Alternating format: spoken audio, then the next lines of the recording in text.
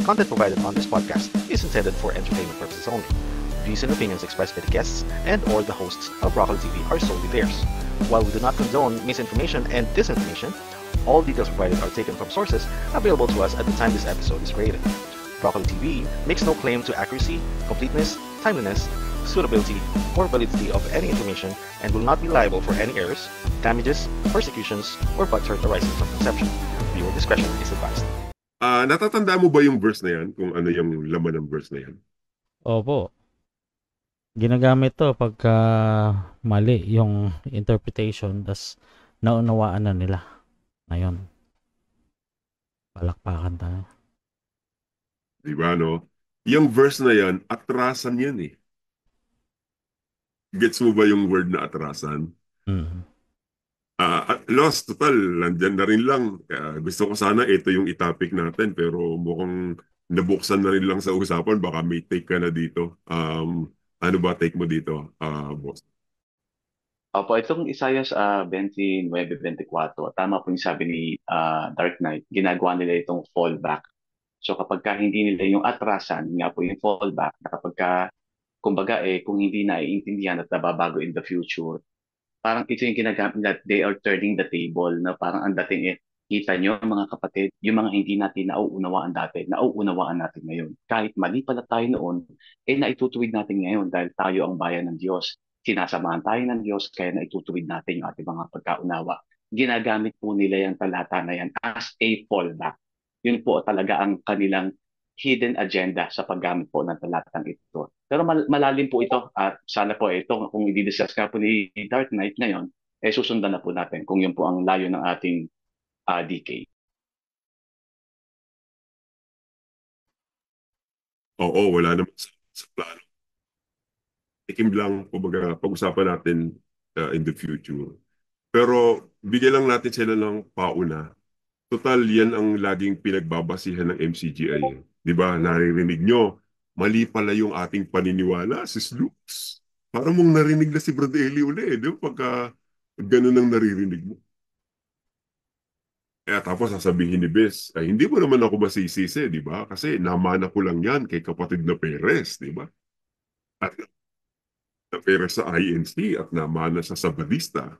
So, sino pa rin ang may kasalanan? Los, sino may kasalanan? Ang may pa rin yung pong pinagmulan, so kumbaga ano siya, pinagmulan. pointing fingers po siya. So parang ang lumalabas, siya yung talagang modern, siya po yung talagang makabagong sugo, na siya yung mas higit na nakakaunawa, na hindi nakita ng dati, siya ngayon ang nakakita. So that proves him that he's the better sugo.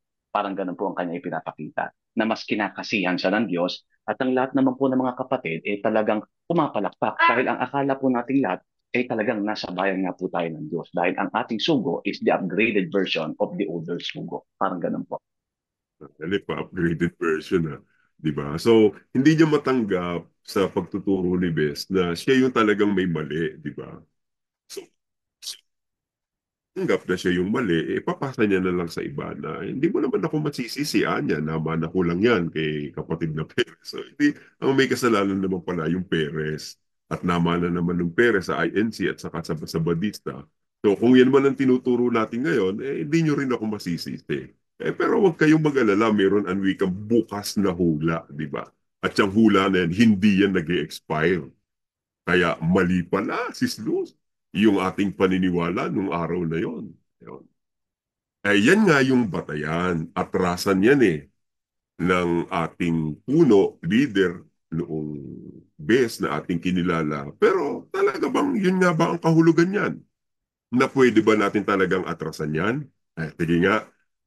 Brooks, makikisuyo nga ako sa'yo. Gusto ko sana ito pag-ukulan ng panahon sometime Pero total, napunta rin lang dito. Pwede ka bang mag-split screen tapos maglagay ka ng isang notepad sa kaliwa tapos sa kanan mo naman yung Bible verse na yan. Pakita lang natin. Alam ko maraming magiging interesado dito sa verse na to Meron lang akong papakitang point sa'yo, Brooks. Diyan sa verse na yan. Hindi na tayo aalis. Hindi na tayo lalayo. Kung sino ba yan, kanino ba natupad yan, meron lang akong ipapakitang point sa'yo, boss. Eto Sa kapahintulutan mo, litaw tayo ng isang notepad or isang sulatan man lang. Ayan.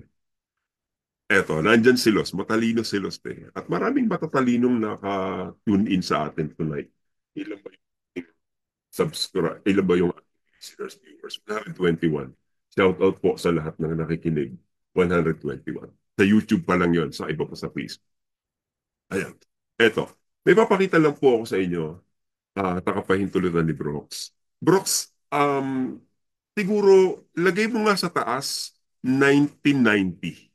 Yan, 1990. Yan, 1990. And then sa baba, 91. Then idire-diretso mo hanggang dumating ka ng 2000. Ayan. Samantalang ginagawa po ni Broccoli yan, mga kapatid at mga Wow, nakasubscribe. Excel. Ang Pero bira. kami, Dami niya. ano mo na lang kahit 92 or kahit drop down araw mo na lang hanggang sa dumating ka ng 2000 or 2000 na lang yung kasunod mong point. 2000 na lang. And then 2010. Hindi, okay lang, boss. Kahit ano lang. Kahit, ayan, okay lang. Sige, salamat. Thank you, bro. Sensya na. Napag-uutusan ko ang sugo. Sugo ng kapalaran. Sensya na. Nakikuha ako ng oras. Ayan. Yan po yung time table natin. Let's say, halimbawa, nag-start tayo ng 1990. Yan. Halimbawa lang 1990. So, meron tayong aral ng 1990. Pagdating po ng 2000, may na-realize tayong mali na doktrina natin ng 1990. Nagigets mo yung point ko dito, Brooks at saka Lost? Let's say halimbawa 2000. Ilagay nga natin sa 2000, let's say, yung pagbabago ng aral about malaking kapighatian. Yan, lagyan mo siya ng side note, boss, na malaking kapighatian. Sa 2000 mo na siya umpisan, boss. Yan, lagay natin siya sa 2000, yung malaking kapighatian. Ayan. So, nung year 2000, na-realize natin yung malaking kapighatian, hindi pala yun ang totoong magaganap. Kasi way back then, ang ating paniniwala, ang hinihintay na lang natin malaking kapighatian eh. Kaya nga ang mga manggagawa nung araw hindi na nagsipag-asawa, majority. Kasi aking kapighatian na lang anya ang ating hinihintay at tapos darating na si Kristo. Yun din ba yung naging take mo doon, Los? Opo, opo. Kumbaga, yun po yung ating baon-baon sa ating puso at kaisipan sa matagal pong panahon. So, ibig sabihin, ang hinihintay na lang natin, pagdilim ng buwan or hindi magbibigay ang araw ng kanyang liwanag, di ba? Ganun, ano?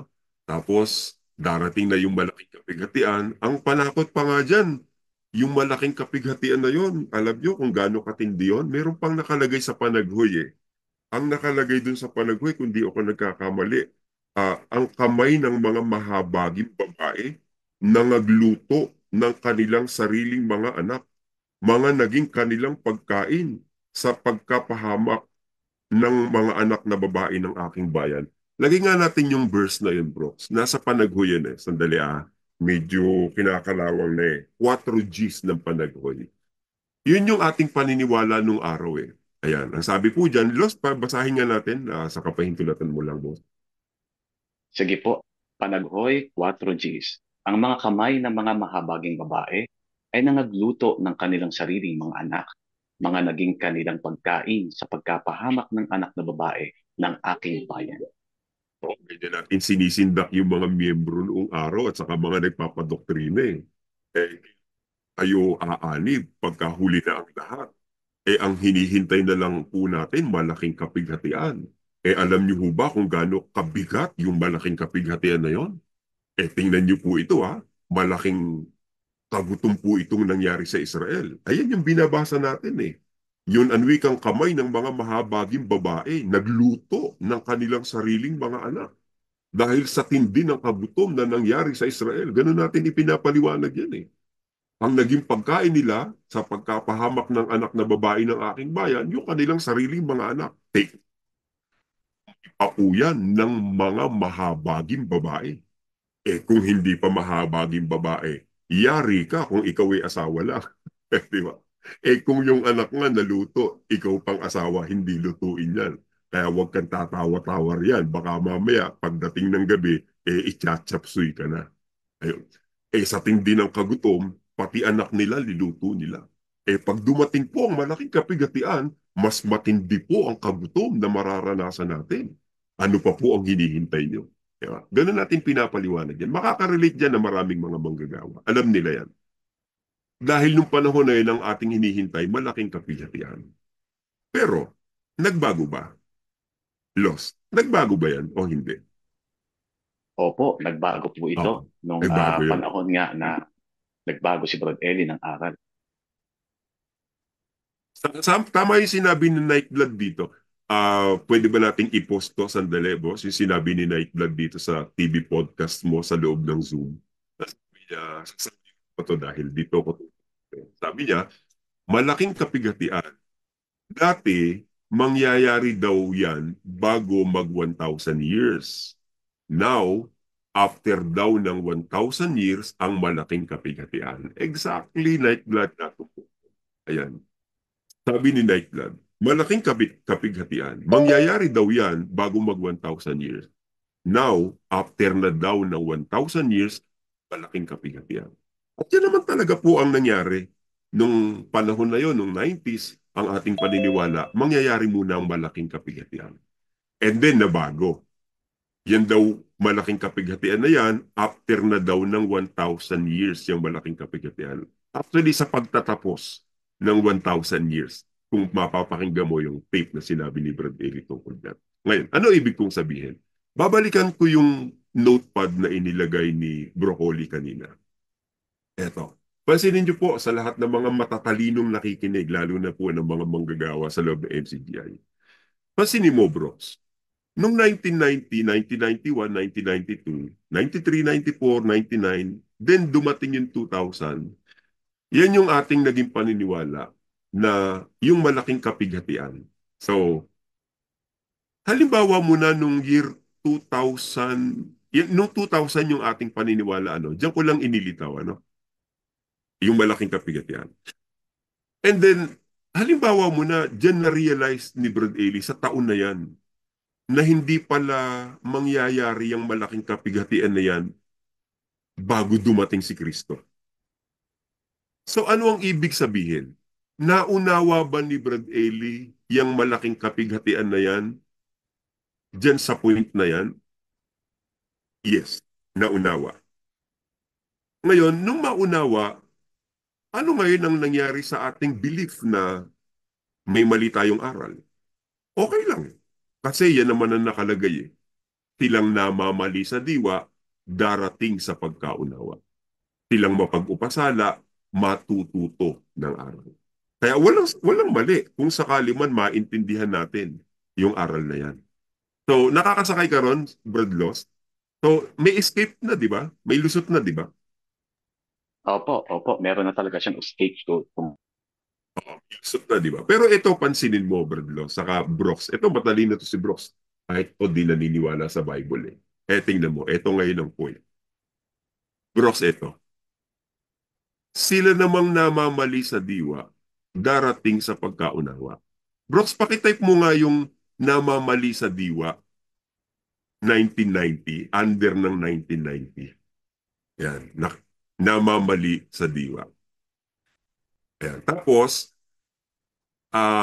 forward slash, after ng diwa, mapag-upasala.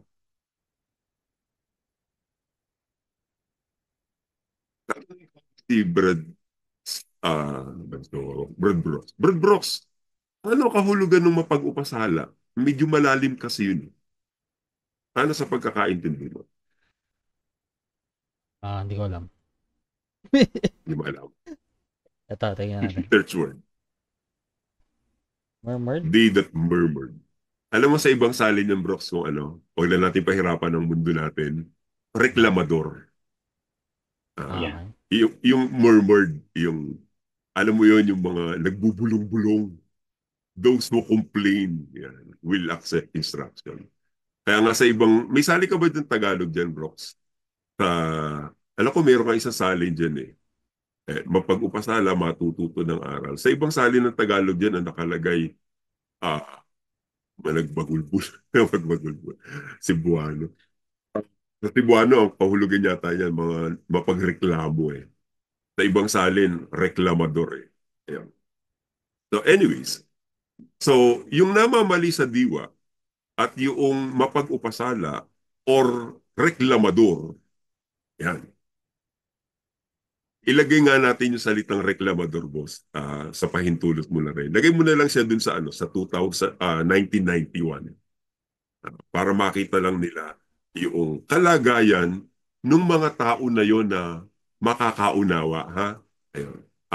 Ilagay natin, boss, reklamador. Sa ibang saling kasi reklamador eh. At saka sa English, kung papansanin mo, reklamador yung pagkakasulat eh. Bro, kasi medyo hahaba pa tayo eh. Ang ibig ko lang i-point out dito, Brox, ito. Kung papansinin mo ha, nung nakaunawa, nung dumating sa pagkaunawa, nung natuto ng aral, eto, unsatisfied andyan ka, ito matalino din itong si Ansat eh. Tatrabaho Opo, tayo sa isang dito po. prestigious company eh. Ako Ansat, po. pansinin mo ito. Alam po, matalino ka dyan sa conscious scale. Pati yung lahat ng nasa loob, pansinin niyo po ito. Nung dumating sa pagkaunawa, nung natuto ng aral, ano ang kalagayan nila? Sige nga, Ansat, saglit nga. Nung bago dumating sa pagkaunawa, nung matuto sila ng aral, ano ang kalagayan nila? Nga, Ansat, ikaw nga muna sumagot. So bago po dumating, Sabi silang namamali sa diwa, darating sa pagkaunawa. Silang mapag-upasala, matututo ng aral. O ang tanong ko sa iyo, bago dumating sa pagkaunawa, bago sila matuto ng aral, ano ang kondisyon nila? mali diwa. Very good. Ano pa? Reklamador. Napapag-pasala, di ba? Ay, very good. Sabi ko sa'yo, matalino yan si Ansat eh. Sige nga, Los, ano take mo? Tatanungin kita, Los. Bago sila dumating sa pagkaunawa, ano ang kalagayan nila? Bago sila matuto ng aral, ano ang sitwasyon nila? Ikaw nga, Los? Sila po ay malinaw na mga reklamador. Kasi yun po ang talagang ipinapakita dito sa talatang ito. Kung ang pagbabasihan po natin itong 24, ang sinasabi po ay bago sila dumating sa pagkaunawa, sila ay mga reklamador. So, kayo ni Ansat, tatlo na tayo. Ewan ko kay Brox. Pero naniniwala ako, ganun din ang magiging take ni Brox dyan. Although hindi siya naniniwala sa Bible, pero may reading comprehension si Brox eh. At naniniwala ako, yun din ang take niya riyan. Na ang kalagayan ng mga taong ito, bago sila dumating sa pagkaunawa, mali sila ng diwa. Bago sila pag-upasala sila o reklamador sila. Ay tatanungin kita ngayon, unsatisfied, kailan naunawa ang malaking kapighatian ayon dyan sa nakikita mong time frame? 2000. Lost, kailan naunawa yung tungkol sa malaking kapighatian dyan sa time frame? Lumalabas po from 1991 na unawa po noong 2000. Lalabas po 10 years po ang gap ng hindi pagkaunawa. Okay. So, doon naunawa. Tama, pareho kayo ng take niya satisfied, yan din ang take ko. By conclusion, ano ang pwede nating i-conclude? Kung noong 2000, doon natin naunawa, mali pala ang malaking kapighatian na paniniwala natin. Ano ibig sabihin? Ayon sa premise na sinasabi nyo kanina. Kung natuto tayo ng 2000, ang kalagayan nyo ba ang ibig nyo sabihin mula 1990 hanggang 1999? mga reklamador kayo? Nagets mo Hindi yung po. point? Ang Opo. ibig nyo bang sabihin na natutunan nyo yung malaking kabighatian noong 2000 mula 1990 hanggang 1999, namamali kayo ng diwa? At Opo. naunawa nyo noong 2000? Kasi yun ang kondisyon eh. Yung kondisyon ng mga taong ito, nung dumating sila sa pagkaunawa, namamali sila sa diwa. Ang kondisyon nila, nung natuto sila ng aral, mga mapag-upasala sila at mga reklamador sila. Ang ibig niyo bang sabihin, mga reklamador kayo nung panahong natuto kayo ng aral? Sagot. Kaiser Colmo, sagot. Matalino ka, di ba? Pero sabi rito ng kaibigan ko, di ka rin matalino eh. Sakit mong salita na sinabi sa'yo, baka gusto mo ibulong ko sa'yo. Sige, sagot. Noon bang natuto kayo ng aral, kaya niyong tindigan, reklamador kayo? Sa mahabang panahon na yan, namamali kayo sa diwa? Sige, patunayan niyo muna kung talagang natupad sa inyo yan. Patunayan niyo munang mali ang diwa niyo mula nung 1990 hanggang 1999. Patunayan nyo na mga reklamador kayo at mga mapag-upasala kayo para matupad ang hula sa inyo na natuto kayo ng aral. Dahil ang nakalagay dyan, matututo kayo sa aral sa mga panahong mapag-upasala kayo. Sabihin nyo muna, mapag-upasala kayo. O, sarado na teksto. Sarado na ang paksa. Abulo yan na. Ewan ko, lost kung nakita mo punto. Opo, opo. Kaya ang sinasabi nga po rito ay hindi po ito lalapat. Kung tutuusin, kung titignan po natin mabuti, hindi po ito lalapat sa ang dating daan o MCGI dahil ang gap po na 1991 hanggang 2000 kung kailan naunawa po natin itong malaking kapighatian, ang mga tao po sa loob ng MCGI o ang dating daan ay mga masunurin. Sila'y mga hindi reklamador. Kaya hindi lalapat ang talata. Thank you, lost. Ansat, sige nga, ano take mo doon sa ganung klase ng assessment? Di kay kasi ganito po saklap po kasi nung nangyari kung ganun, no? Kasi tingnan mo kung i-apply natin yung pinag-uusapan natin kanina tungkol doon sa pag-aayuno, lumalabas mula nung kapanahunan pa ni Bes o sa mga una pang kapatid, mali na ginagawa natin. At nagrereklamo tayo sa pag-aayuno natin. At nakarating lang tayo sa pagkaunawa nung nilatag ni KDR na pwede palang kumain sa pag-aayuno. Masaklap naman po yun. Nagtiis tayo ng mahabang panahon. Yun naman ang take ko.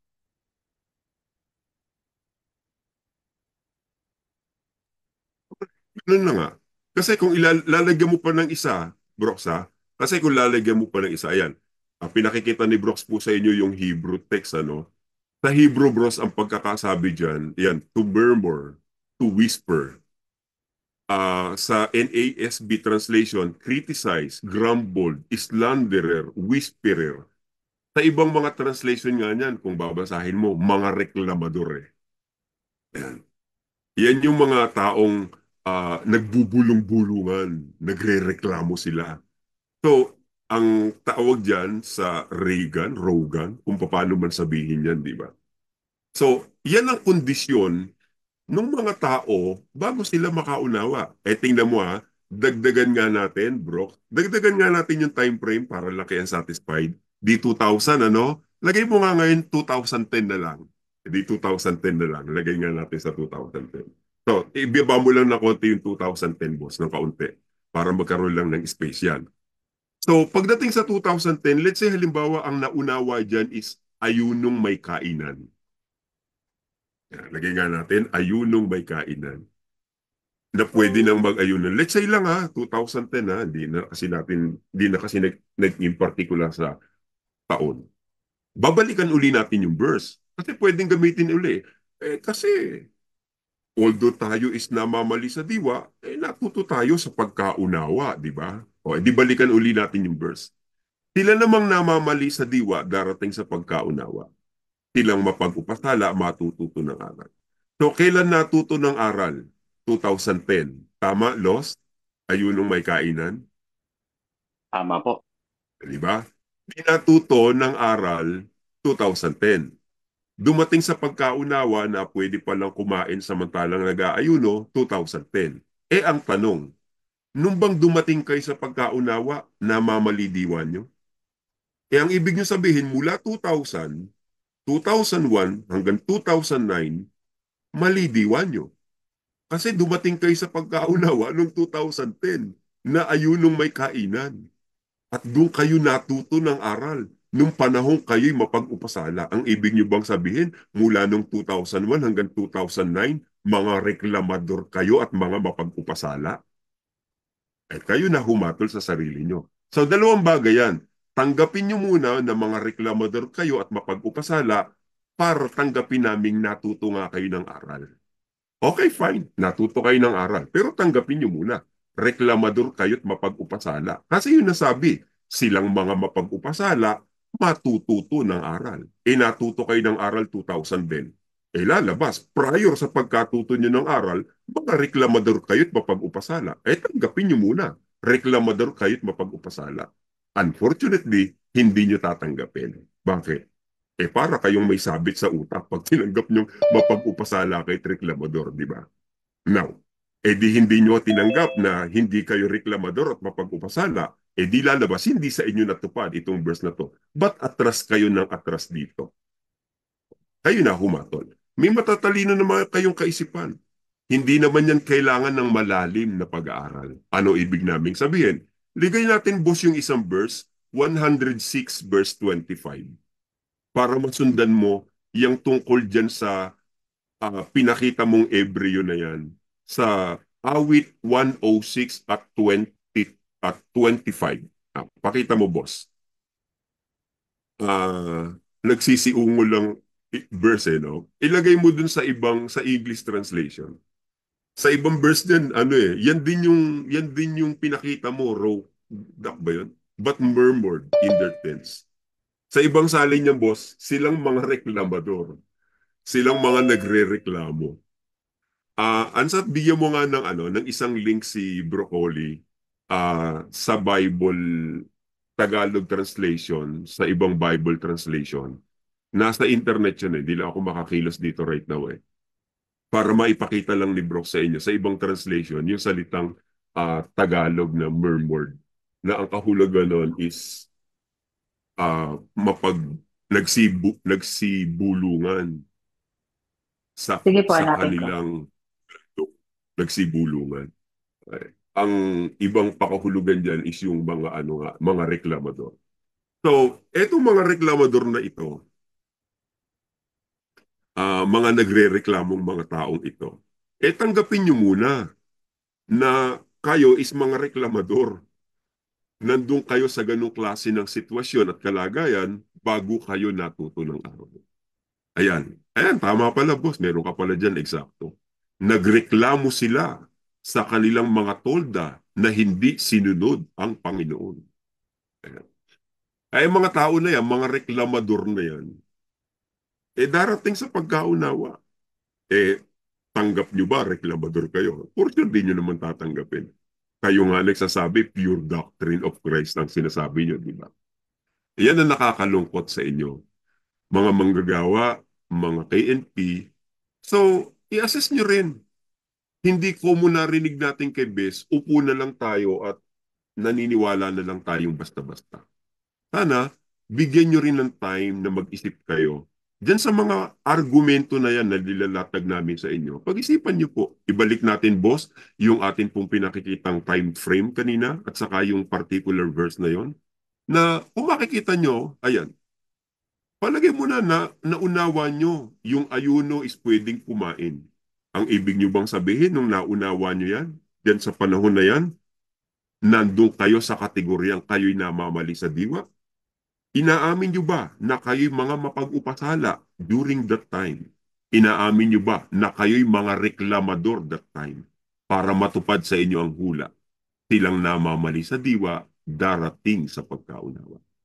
Silang mapag-upasala, matututo ng aral. Tandaan nyo po, bago natuto ng aral, meron silang kondisyon. At ang kalagayan nila, mali ang diwa, mapag-upasala, at mga reklamador. Ayan. Ayan. Hindi nyo po yung mapanghahawakan. Every time na may itatama or iko-correct sa kanilang paniniwala or pananampalataya, diyan kayo aatras sa verse na yan para ma-justify nyo ang inyong mga pagkakamali. Kaya diyan po sa loob ng MCGI, wala kang mapanghahawakan na 100% certainty sa aral na daladala nyo. Mga KNP, mga manggagawa, hamon namin sa inyo. Who knows? Darating ulit yung time, babaguhin nyo uli yung aral. Dahil ang sasabihin nyo again, mali pala yung inyong pagkakaintindi. And again, maija-justify nyo uli na tama pa rin yung inyong paniniwala dahil aatras kayo sa verse na yan. So ano ibig sabihin? It's never-ending story. Atras lang kayo ng atras hanggat may nakikita kayong mali. Kaya paano mo panghahawakan na totoo ang sinasabi nyo ngayon? Hindi nyo yan mapanghahawakan dahil baka in the future, umatras na naman kayo riyan. Lahat yan subject to change at lagi na lang kayong may aatrasan. In short, walang katapusang mali, then itatama, another mali, then itatama, another mali, then itatama na naman.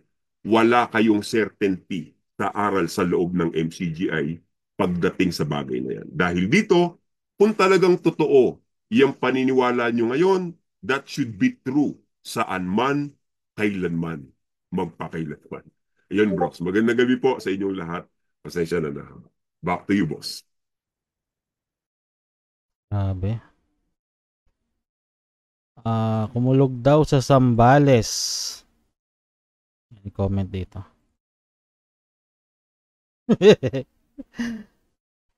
Guys.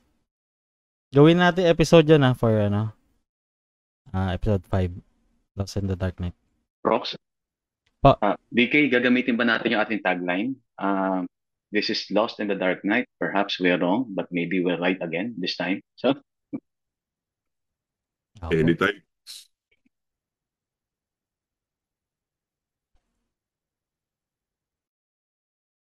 Ako, grabe to. Lagi na lang mali pala. Matindi pa nga si Totoy eh. Sabi niya, aral daw yan eh. Sabi ko nga, diwa lang yan eh. Nakasulat yan. Anyway. opo. Nung binigay nga po yan ni DK po yung talata po na yan, siguro mga 2 days ago, 3 days ago, a week ago nung binigay nga sa akin ni DK, binasa ko po yung kaagad yung buong kapitulo. Talagang makikita niyo po kung inyong tiyatiyagain na basahin ang kanyang kabuuan, hindi po talaga yung pumapatungkol sa mga MCGI, kundi pumapatungkol po yan doon sa mga taong tinutukoy na inalasan ng Diyos ng pagkaunawa dahil sa kanilang mga kamalian at kalikuan. So ito po ay tumutukoy sa mga tao sa Ariel, ang mga taga-Ariel, at hindi po mga taga-MCGI. Yun lang po, kaya yung namamali sa diwa ay patungkol po sa kanila.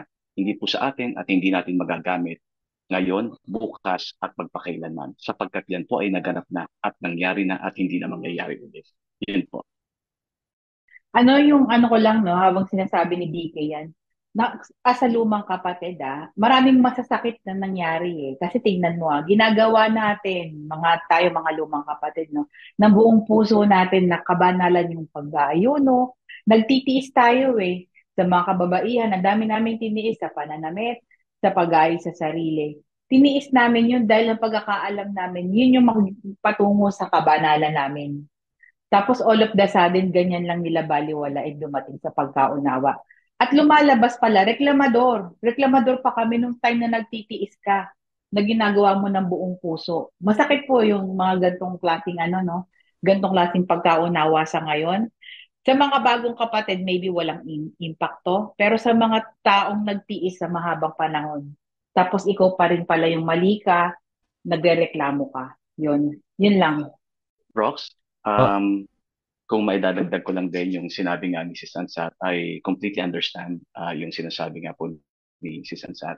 And other than that po, yung nakita ko rin po dito, para sa aking sariling opinion na po, yung 10 taong gap na po yun, tila ba kung yan po ay nauunawa niya talaga at alam niya at hindi niya itinuro, ginamit niya po yan upang maging scare tactic or tinatawag na creating that sense of urgency in selling para ang mga kapatid ay sumunod ng sumunod dahil merong ginagamit na kumbaga itong talatang ito ay tinatawag na fear selling. So the preacher sold the fear sa brethren, kaya sila yung mga naging mga talagang masugid na tagasunod.